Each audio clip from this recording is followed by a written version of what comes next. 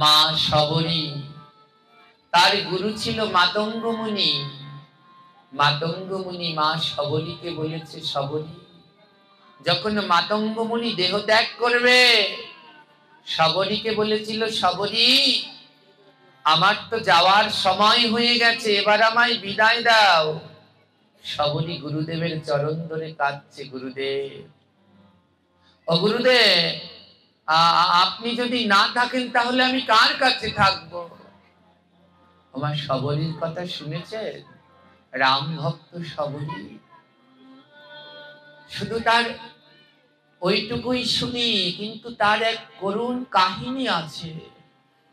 এই শবরী কোনো সাধারণ মেয়ে নয়, এ রাজকন্যা ছিল, শবর রাজার কন্যা ছিল বীর শবরী। জানে বীর শবরী হলেন বনবাসী। কি করে হলে? শবরী দেখতে পরমা সুন্দরী ছিলেন, অপূর্ব সুন্দরী। শবরী যেমন সুন্দর তেমন ছিল তার মনের ভিতরে কৃষ্ণ ভক্তি। শবরীর বাবা এক সুন্দর পাত্র দেখে শবরীর বিয়ে ঠিক করলো। আমাদের সমাজে বিয়ে মানে হলো হাজার প্রাণীকে বধ করা। হাজার হাজার বিয়ে মানে হাজার হাজার প্রাণীকে বধ করা, কাটা। বিয়ে মানে মাংস লাগবে, বিয়ে মানে মাছ লাগবে, হাজার হাজার জীবকে হত্যা করা। কিন্তু আমাদের শাস্ত্র বলে এ মহা মহা অপরাধ। যেই বিয়েতে যতগুলো প্রাণী হত্যা করা হয়, ওই দম্পতিদের মৃত্যুর পরে তত কোটি বছর নরকে থাকতে হয়। বিয়েতে যতগুলো প্রাণী হত্যা করা হয়, মৃত্যুর পরে তাদের তত কোটি বছর নরক যন্ত্রণা ভোগ করতে হয়। দেখুন, বর্তমানে বিয়ে মানে মাছ মাংস ছাড়া কোনোভাবেই সম্ভব নয়।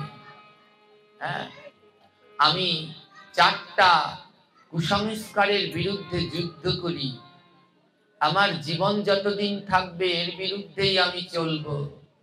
এর প্রথমটা হলো, সবার গলায় যেন তুলসীর মালা থাকে, সবাই যেন মালা জপ করে, এটা আমার প্রথম আন্দোলনে। দ্বিতীয়টা হলো, সবাই যেন একাদশী ব্রত পালন করে, আমার প্রচারের উদ্দেশ্য। তৃতীয় হলো, এই যে মায়ের মন্দিরে নিরীহ প্রাণীদের বলি দেয়া হয়, এই নিষ্ঠুর বলি প্রথা বন্ধ হোক। শ্রাদ্ধে, বিবাহে, অন্নপ্রাশনে জীব হত্যা বন্ধ হোক। যখন প্রথমবার আমি এখানে পাঠ করতে আসি, এখানে আমি কিন্তু আরো একবার পাঠ করেছিলাম এই মন্দিরে। সত্যি এই মা অত্যন্তই জাগ্রত। আমি এই মায়ের কাছে, আমার একটা বোন, যেই বোনকে এই বাড়িতেই বিবাহ হয়েছে, আমি মায়ের কাছে ওই সময় বোনের জন্য ছেলে দেখছে সব জায়গায়। এই মাকে আমি প্রণাম করে বলেছি, মা, আমার বোনের ওই দিনকে একটা সম্বন্ধ আসবে ওর। আমি তখন বলেছি, আমার বোনের জন্য যেন এমন একটা ছেলে আসে যেই বিয়েতে কোনো জীব হত্যা করার লাগে না, যেই বিয়ে যেন তোমার ভগবানের প্রসাদ দিয়ে সুন্দরভাবে হতে পারে। সেদিনও জানতাম না সেই ছেলেটা এই মায়ের বাড়ির দরজার সামনেই থাকে। হ্যাঁ, ভগবান আমায় জুটিয়ে দিয়েছিলেন। আমি অত্যন্ত খুশি আমার বোন এবং বোনের জামাইয়ের উপরে। আমার বোন বরিশাল ইউনিভার্সিটিতে পড়ে। ওকে জিজ্ঞেস করলাম, তোর বিয়েতে কিন্তু কোনো জীব হত্যা হবে না, তোর কি কোনো অমত আছে? ও এক পায়ে রাজি, দাদা তুমি যা বলবে তাই। হ্যাঁ, সুন্দর এবং সুষ্ঠুভাবে চেষ্টা করেছিলাম করবার জন্য। এই বিবাহের ভিতরে জীব হত্যা করা মহা অপরাধ। এ আজকের সমস্যা নয়, এ রামায়ণেও ছিল।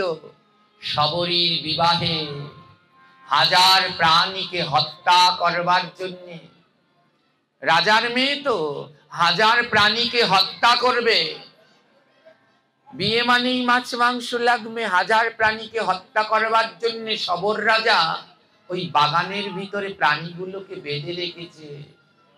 রাত্রবেলায় শবরী প্রাণীদের চিৎকার শুনছে, বাবাকে জিজ্ঞেস করছে, বাবা ওই বনের ভিতরে প্রাণীগুলো কাঁদছে কেন? শবর রাজা বলছে, পরশুদিনকে তোর বিবাহ, তো তোর বিয়েতে ওদেরকে কাটা হবে। শবরীর দুই নয়নে জল। কি বলছো? আমার মতো একটা পাপীর বিয়েতে অতগুলো প্রাণীর জীবন নেওয়া হবে? সবাই যখন ঘুমিয়ে পড়ল, যেই দাঁটা দিয়ে ওই প্রাণীগুলোকে কাটবে, সবাই যখন ঘুমিয়ে পড়ল, রাতের অন্ধকারে শবরী সেই দাঁটা নিয়ে বাইরে বের হলো। আর জঙ্গলের ভিতরে যেই নিরীহ পশুগুলো বাঁধা ছিল, শবরী একটা একটা করে সবার গলার দড়ি কেটে দিল। বলে, যা, এই দা বানিয়েছিল আমার বাবা তোদের গলা কাটার জন্য, আর আমি তোদের গলার দড়ি কেটে দিলাম। যা, ওর নিরীহ প্রাণীরা, ওরা আবার বনে ফিরে যা। এই হলো শবরীর দয়া। প্রত্যেকটা প্রাণীকে সেদিন শবরী ছেড়ে দিলেন। ছেড়ে দিয়ে রাতের অন্ধকারে যখন ঘরে ফিরলেন, মনে মনে ভাবলেন, পরশুদিনকে আমার বিয়ে, যদি আমি এখানে থাকি, আমার বাবা কাল ঠিক আবার অতগুলো প্রাণী এনে পরশুদিনকে কাটবে। শবরী কি করলেন জানেন? শবরী বললেন, আমি আর বিয়েই করব না। যেই বিয়ের জন্য এতগুলো প্রাণীর জীবন দিতে হবে, আমার সুখের জন্য এতগুলো প্রাণীর জীবন যাবে, আমি আর বিয়েই করব না। শবরী ওই রাত্রেই পিতৃালয় ত্যাগ করলেন, গভীর বনে প্রবেশ করলেন। ঋষিমুখ পর্বতের পাদদেশে বাস করতেন মাতঙ্গ মুনি। শবরী হাঁটতে হাঁটতে মাতঙ্গ মুনির আশ্রমে প্রবেশ করলেন। মাতঙ্গ মুনি বললেন, তুমি কে মা? শবরী বলছেন, বাবা আমি শবর রাজার কন্যা বীর শবরী। মাতঙ্গ মুনি বলছে, তোমায় দেখে মনে হয়, সাজগোজ দেখে মনে হচ্ছে যেন বিয়ের কন্যা। বীর শবরী বলছে, সত্যিই বলছে, আমার কালকে বিয়ে ছিল। মাতঙ্গ মুনি বলে, এখানে এলে কেন? বলে, আমার বিয়েতে না 1000 প্রাণীকে বধ করা হবে, আর 1000 প্রাণীকে বধ করে ওই বিয়ে আমি চাই না, তাই আমি চলে এসেছি। মাতঙ্গ মুনির চরণ জড়িয়ে ধরে বলছে, বাবা আমি আপনার কাছ থেকে দীক্ষা নিতে চাই, আমাকে দীক্ষা দেবেন? মাতঙ্গ মুনি শবরীকে বুকে জড়িয়ে ধরে বলছে, ধন্য মা, তোর মতো শিষ্য থাকলে আমার জীবনও ধন্য। শবরীকে দীক্ষা দিলেন মাতঙ্গ মুনি। পাশে একটা পর্ণকুটির তৈরি করে দিলেন। সেই কুটিরের মধ্যে মা শবরী গুরু সেবা করে আনন্দে তার দিন অতিবাহিত হচ্ছে। একদিন হঠাৎ গুরুদেব শবরীকে ডেকে বলছে, শবরী আমার আর বেলা বেশি নাই, এবার আমার যেতে হবে, আমার মৃত্যুর সময় চলে এসেছে।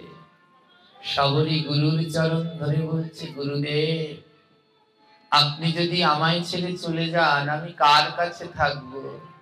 গুরুদেব বলছে, তুই এই আশ্রমে, এই কুঠিরেই থাক। আমি তোকে যে মন্ত্র দিয়েছি, সেই শ্রীরামকে ডাক। মা, এই ঘরে বসে তুই রামকে ডাক, একদিন তোর এই ভাঙা ঘরে ভগবান শ্রীরামচন্দ্র আসবে,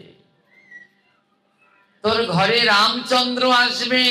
ওমা, তুই প্রতিদিন এই রাস্তাটা ফুল দিয়ে সাজিয়ে রাখিস, এই রাস্তা দিয়ে প্রভু শ্রীরাম তোর ভাঙা ঘরে আসবে। গুরুদেব এই বলে দেহ ত্যাগ করলেন।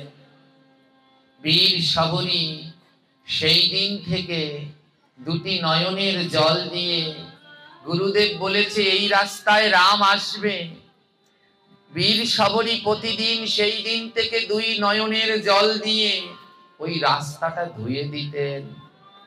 রাস্তাটা ধুয়ে বন থেকে ফুল এনে রাস্তাটাকে সাজিয়ে রেখে দিতেন। আমার রামচন্দ্র এই রাস্তা দিয়ে আসবে। প্রতিদিন ভগবানের জন্য বন থেকে ফল আনতেন। ভগবান দিনে ৮ বার সেবা করেন, ৮ বার ভোগ দিতে হয় ভগবানের। ৮ বারের ভগবানের ভোগে যে ফল লাগে, বন থেকে প্রতিদিন সেই ফল কুড়িয়ে আনতেন। বাল্য সেবার ফল। আমার রাম যদি বাল্য সেবার সময় আসে, তাই বাল্য সেবার ফল আনতেন। আমার রাম যদি মধ্যাহ্ন দুপুর বেলায় আসেন, তাহলে মধ্যাহ্নকালের ফল আনতেন। ৮ বার ভোগ দিতে যত ফল লাগে, বীর শবরী সেই ফল এনে জমা করতেন। ১ বছর ২ বছর নয়, ৯০ বছর ধরে শবরী প্রতিদিন ফল আনতেন। ওমা কয় বছর? ৯০ বছরে কতগুলো দিন একটু গুনে দেখবেন তো। প্রত্যেকটা দিন রামচন্দ্রের জন্য ৮ বেলার ফল কুড়িয়ে আনতেন। প্রত্যেকটা দিন ফুল এনে রাস্তা সাজাতেন, কিন্তু রাম আসতো না। আমাদের সেই ধৈর্য হবে? আমি বারবার একটা কথা বলি, ভগবানকে পেতে ভক্তির আগে ধৈর্যের প্রয়োজন।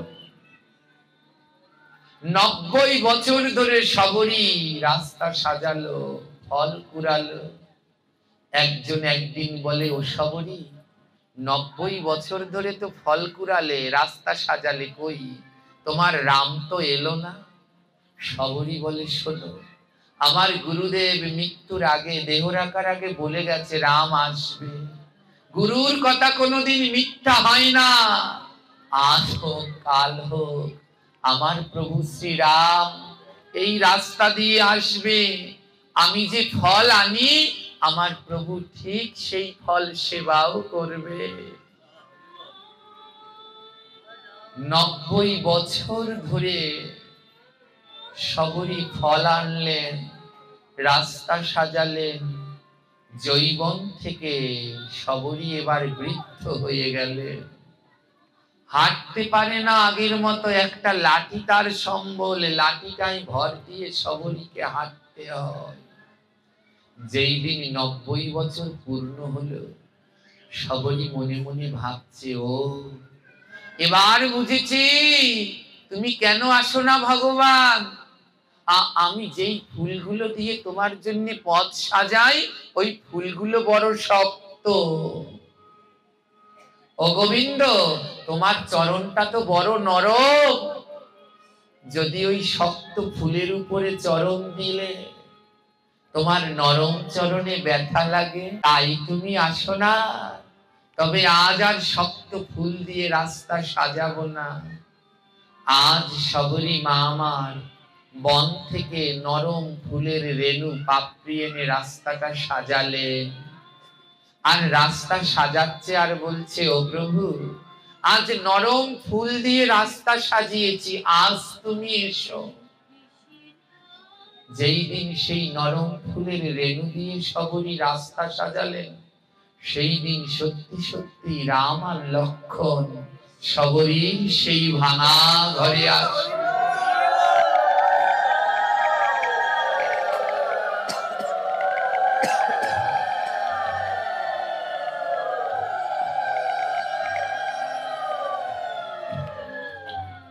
রামচন্দ্র ভাঙা ঘরের সামনে এসে ডাকছে, ও মা, মা। শবরী বলছে, কে?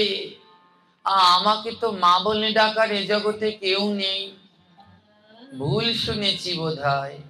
ভগবান আবার ডাকলেন, মা দরজা খোলো, দেখো কে এসেছে। শবরী দরজা খুলে দেখলেন, জগৎ আলো করা সেই রূপ, প্রভু পুরুষোত্তম মর্যাদা পূর্ণ শ্রীরামচন্দ্র দাঁড়িয়ে রয়েছে। শবরী, ৯০ বছরের বৃদ্ধা শবরী, ১০০ ঊর্ধ্ব তখন তার বয়স। হাতের লাঠি থরথর করে কাঁপছে, কি করবে, কোথায় বসতে দেবে। নিজের শাড়ির আঁচলটা বিছিয়ে দিয়েছে, বসো না প্রভু, আমার ঘরে বসতে দেওয়ার মতো কিচ্ছু নেই, বসো এখানে। রামচন্দ্র মা শবরীর সেই শাড়ির আঁচলের উপরে বসলে। সেদিন শবরীর ঘরে জল ছিল না। গৃহে বৈষ্ণব আসলে সবার আগে তাদের চরণ ধোয়াতে হয়। আর সাক্ষাৎ ভগবান এসেছে কিনা, শবরী বলছে, হাইরে পোড়া কপাল আমার, প্রতিদিন ঘরে জল থাকে, আর আজ আমার ঘরে আমার ভগবান এলো, জল নেই। আমার গোবিন্দের তো অনেক কাজ, আমি জল আনতে গেলে যদি ভগবান চলে যায়। শবরী বিধাতাকে ডেকে বলছে, ও বিধাতা, আমি 90 বছরে তোমার কাছে কিচ্ছু চাইনি, আজ তোমার কাছে একটা জিনিস চাই, দেবে বিধাতা? ও বিধাতা, আমার নয়ন ভরে একটু জল দাও না, আজ আমার ঘরে জল নেই, আমার ঘরে আমার প্রভু রাম এসেছে, আমায় একটু নয়নে জল দাও না। আমি নয়ন জলে প্রভু চরণ ধোয়াবো, আমি নয়ন জলে প্রভু চরণ ধোয়াবো, নয়ন জলে প্রভু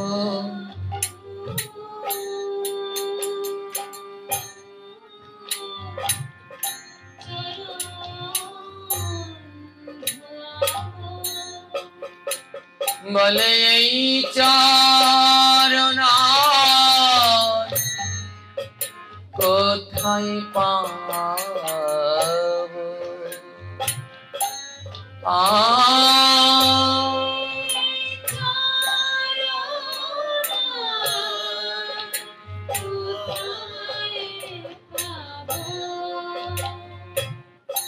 আমি নয়ন জলে প্রভু চরণ ধোয়াবো,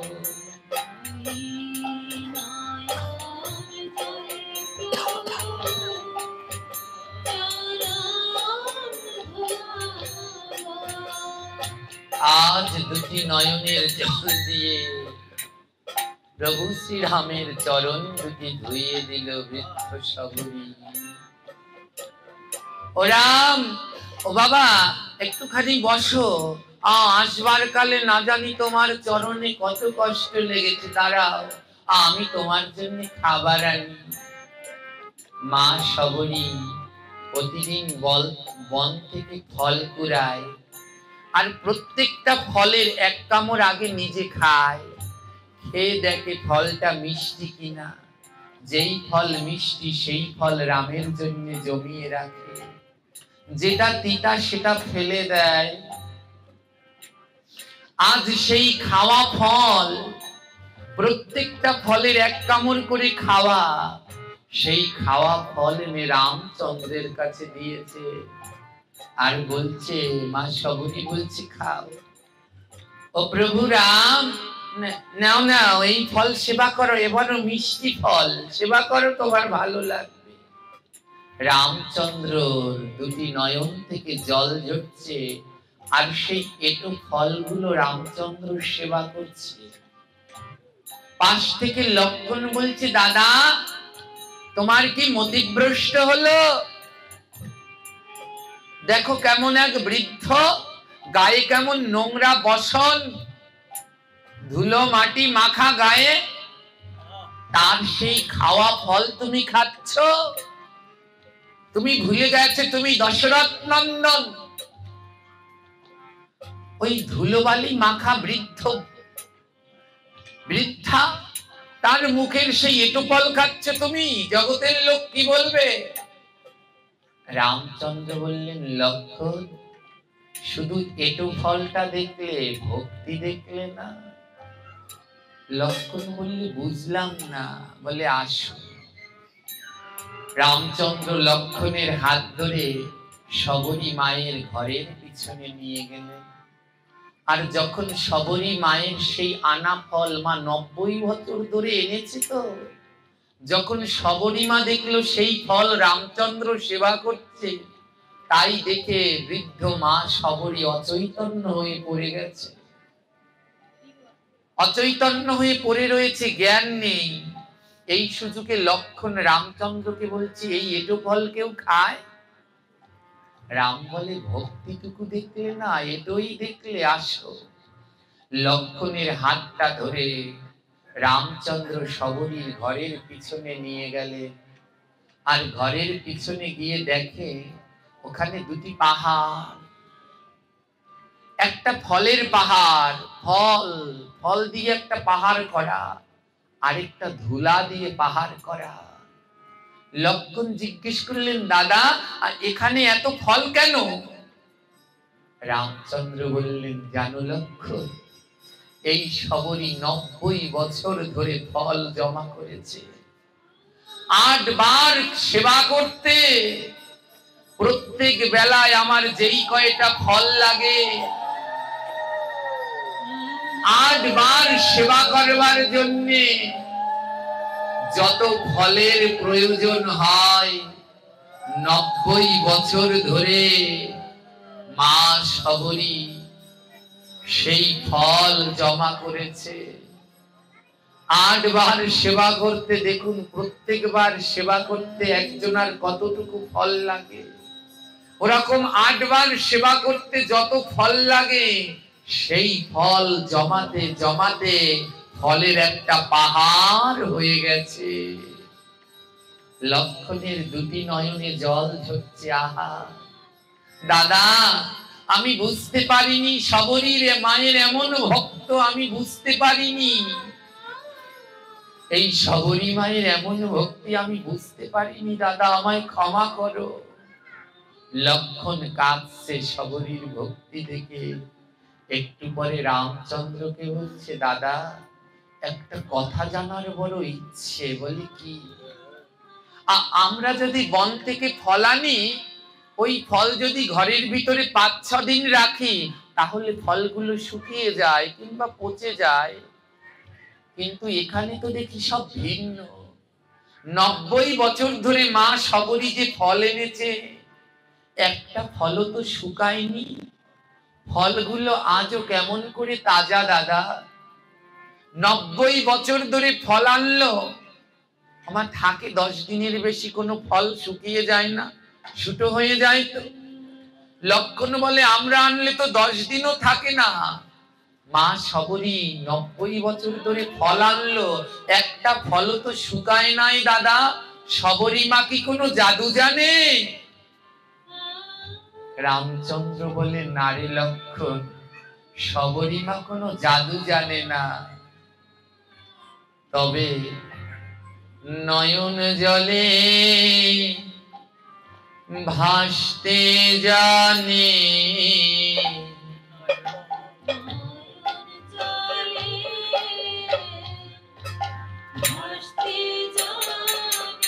সে নয়ন জলে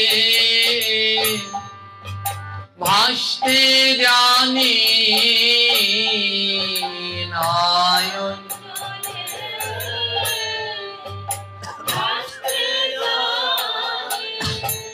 বলে এসো এসো গৌরামা, বলে নয়নে জলে ভাসতে জানে।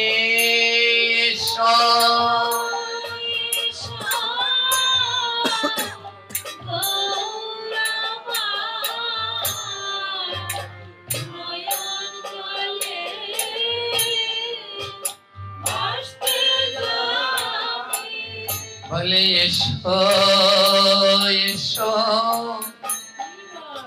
রাম আমার,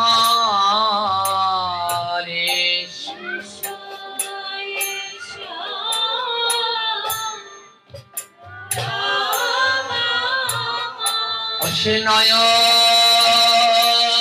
জলে ভেসে বলে এসো এসো প্রভু আমার।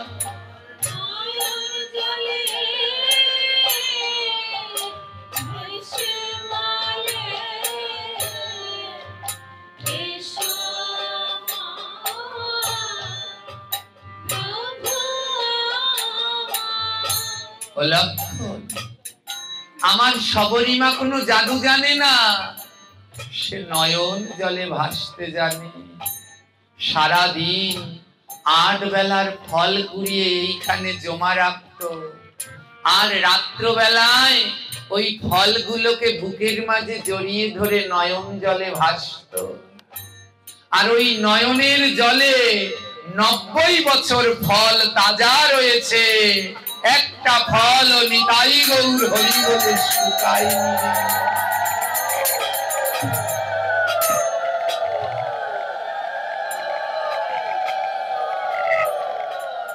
90 বছর নয়নের জল দিয়ে মা শবরী ফল তাজা করে রেখেছিল। লক্ষণ দাঁড়ানো থেকে এবার মাটিতে হাঁটু গেড়ে বসে পড়ল ভক্তি দেখে।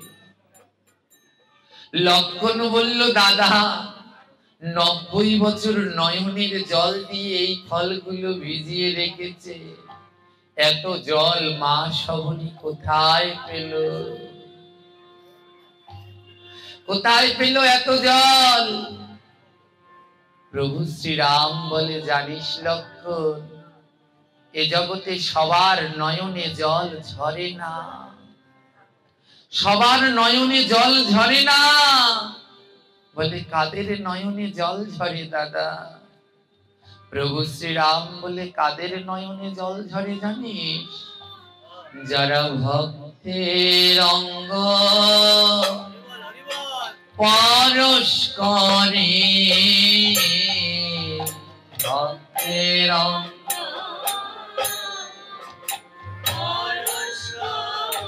যারা ভক্তের অঙ্গ পরশ করে,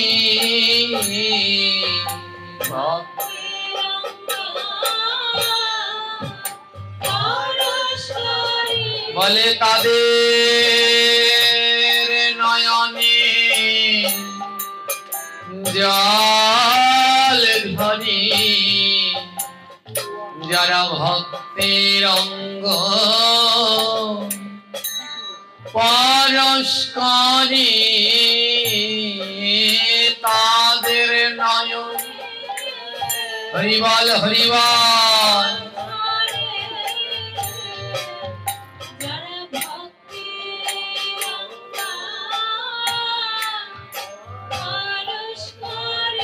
বলে তাদের নয়নে জল ধরে।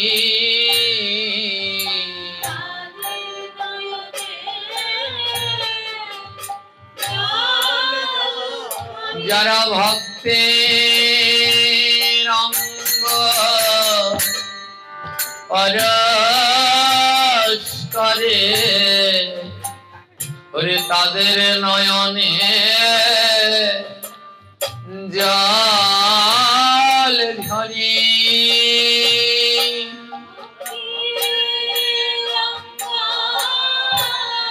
হরি বল হরি বল।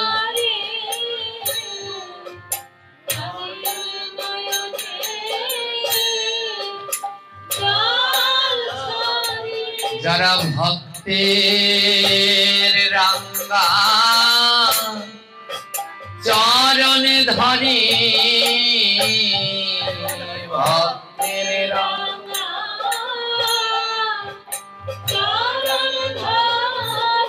যারা ভক্তের রাঙা চরণে ধরে,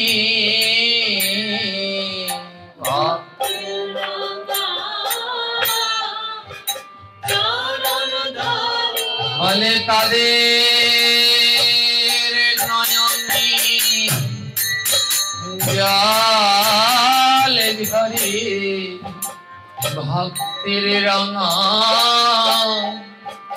চরণ ধরে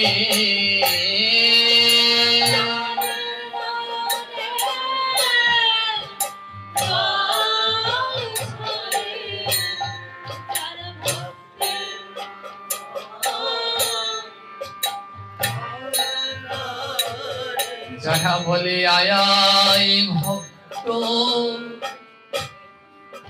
বুকে আয় রে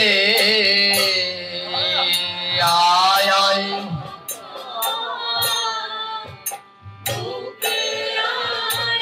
বলে আমার বুঝিয়া বেলা নাই রে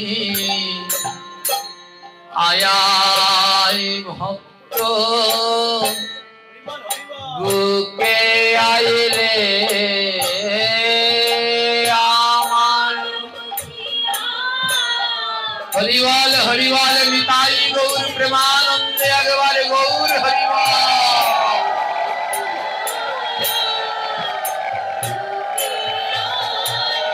বলে একবার ভক্তি পরশ করি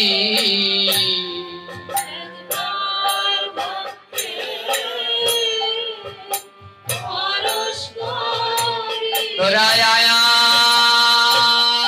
আমার বুকে আয় রে একবার ভক্তি পরশ করি আয়া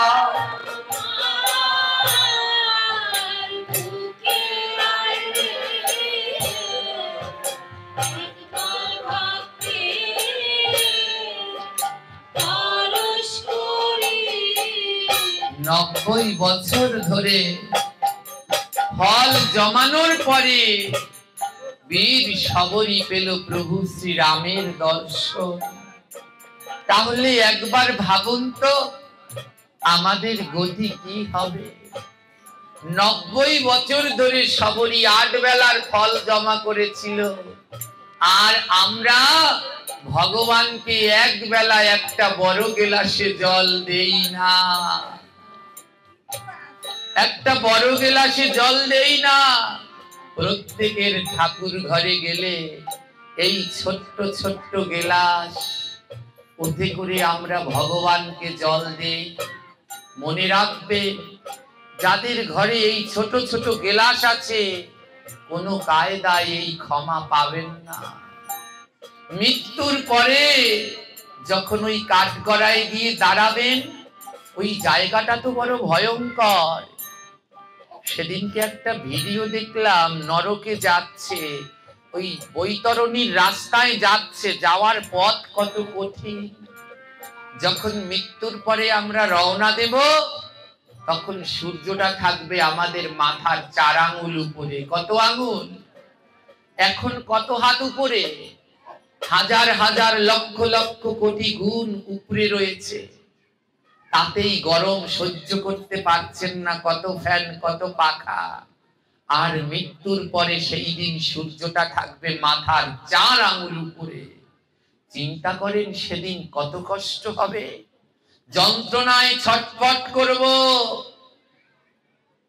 যখন ওই যমদূতদের কাছে বলবো আমাকে একটু জল দাও, আর সহ্য করতে পারছি না, এত তাপ আর সহ্য করা যায় না, সূর্য 4 আঙ্গুল উপরে মাথার। তখন যমদূতগণ এই ছোট্ট গেলাসে করে 1 গেলাস জল নিয়ে আসবে, ঠিক এতটুকু গেলাসে, যেইটুকু গেলাস আপনাদের ঘরে আছে ওইটুকু গেলাসে করে আপনাকে 1 গেলাস জল দেবে। তখন আপনি বলবেন এটুকু গেলাসে কাউকে জল দেয়? তখন যমদূত বলবে কেন, তোমরা আমার ভগবানে এতটুকু গেলাসে জল দিয়েছিলে, মনে নেই? সেই দিন আমার ভগবানকে এইটুকু গেলাসে জল দিয়েছিলে, আমার ভগবানের কত কষ্ট হয়েছিলে। এবার তোমরাও দেখো এতটুকু গেলাসে জল খেতে কেমন লাগে। তাই খুব সাবধান। এই ভাগবত থেকে মানুষের ভক্তি হয়, শিক্ষা হয়।